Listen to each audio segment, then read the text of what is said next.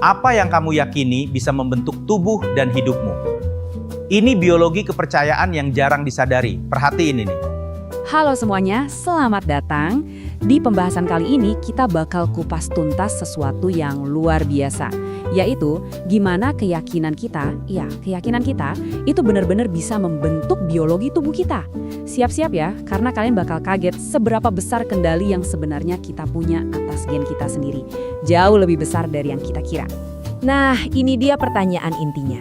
Apa benar gen itu yang menentukan takdir kita?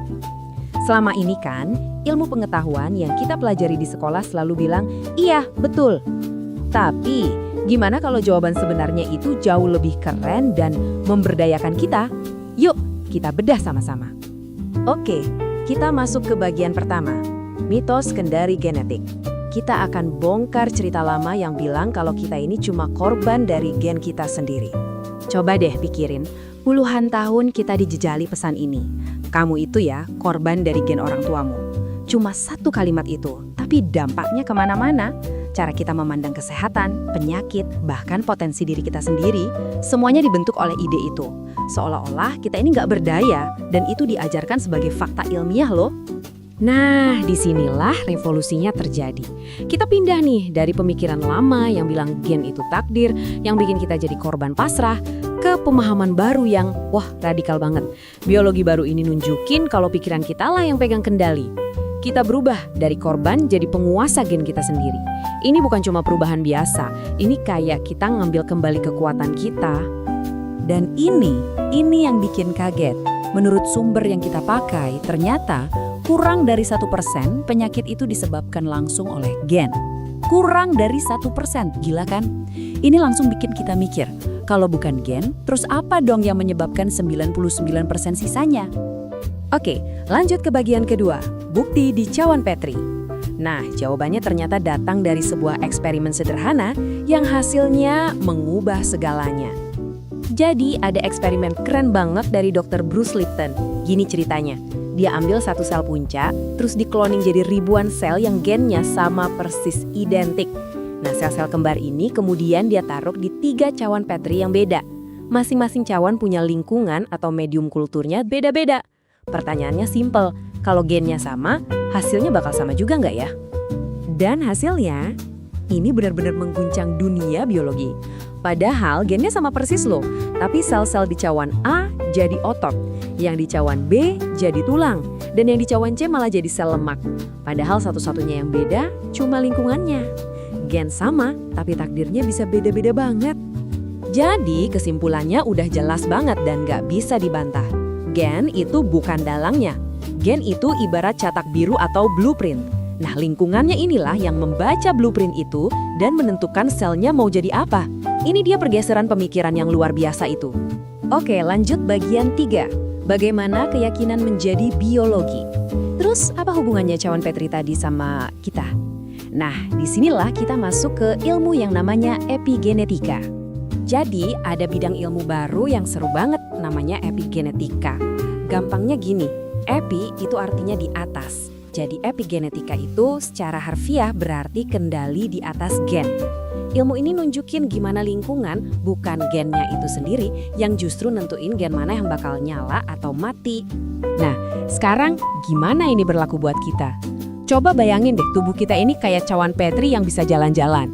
Di dalam kulit kita ini ada sekitar 50 triliun sel. Dan medium kultur, makanan yang ngasih sinyal ke sel-sel itu, ya darah kita. Terus, siapa dong ahli kimia yang ngeracik komposisi darah kita? Jawabannya, otak kita. Cara kita melihat dunia, apa yang kita pikirkan, apa yang kita rasakan, itu bikin otak kita ngeluarin sinyal-sinyal kimia ke dalam darah. Dan sinyal inilah yang langsung mengubah lingkungan hidup ke 50 triliun sel kita tadi. Coba bayangin ada 2 resep kimia yang beda banget. Waktu kita lagi jatuh cinta, otak kita membanjiri darah dengan kimia-kimia keren kayak dopamin dan hormon pertumbuhan. Ini kayak ngasih sinyal ke sel, ayo tumbuh dan berkembang. Tapi sebaliknya, waktu kita takut, otak kita ngeluarin hormon stres kayak kortisol. Nah, ini justru mematikan sistem pertumbuhan buat siap-siap bertahan hidup. Jadi, lingkungan sel kita itu berubah setiap saat, hanya karena sebuah pikiran. Oke, kita sampai di bagian 4, siapa yang sebenarnya mengendalikan pertunjukan. Jadi, kalau pikiran kita ngendalin biologi kita, pertanyaan berikutnya yang logis banget adalah, apa yang ngendalin pikiran kita? Ternyata, kita itu punya dua pikiran yang kerjanya beda banget. Pertama, pikiran sadar, ini adalah diri kita. Disinilah letak kreativitas, keinginan, dan mimpi-mimpi kita. Terus yang kedua, ada pikiran bawah sadar. Anggap aja, ini kayak superkomputer yang isinya rekaman program, semua kebiasaan, insting, dan pengalaman yang pernah kita pelajari, semuanya jalan otomatis di belakang layar. Siap-siap, ini data yang bakal bikin kaget. Kita itu cuma pakai pikiran sadar kita buat ngarahin hidup, bikin pilihan-pilihan kreatif, cuma sekitar 5% aja dalam sehari. Artinya apa? Artinya, 95% sisa waktu kita, perilaku kita, reaksi kita, emosi kita, itu dijalankan oleh program otomatis di alam bawah sadar. Hampir sepanjang hari kita itu kayak jalan pakai autopilot. Terus, program-program ini datangnya dari mana sih? Nah, sebagian besarnya itu diinstal bahkan sebelum kita sadar. Dari kita lahir sampai umur sekitar 7 tahun, otak kita itu ada di kondisi gelombang otak yang namanya theta. Ini tuh intinya kayak kondisi hipnosis 24 jam sehari. Di masa-masa ini, kita kayak spons, nyerap semua keyakinan, perilaku, dan sikap orang di sekitar kita langsung masuk ke alam bawah sadar, tanpa disaring, tanpa ditanya-tanya. Nah, disinilah masalahnya muncul. Program-program dasar ini kan bukan punya kita cuma ngedownload dari orang lain. Dan riset menunjukkan sekitar 70% dari program-program awal ini sifatnya negatif, membatasi, atau bahkan menyabotase diri sendiri. Jadi bayangin, waktu kita jalan pakai autopilot 95% sehari, kita bisa aja tanpa sadar merusak hubungan, keuangan, atau kesehatan kita sendiri gara-gara program yang bahkan bukan kita yang pilih. Ini membawa kita ke pertanyaan terakhir yang paling penting. Kalau hidup kita ini adalah cerminan dari program bawah sadar kita, coba deh lihat hidupmu sekarang.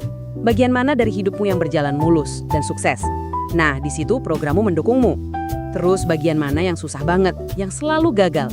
Nah, disitulah ada program lama yang bertentangan dengan keinginan sadarmu. Jadi pertanyaannya adalah, program apa sih yang sebenarnya lagi jalan di dalam dirimu? Karena begitu kamu tahu jawabannya, kamu bisa mulai menulis ulang program itu. Dan di saat itulah kamu benar-benar jadi penguasa takdirmu sendiri.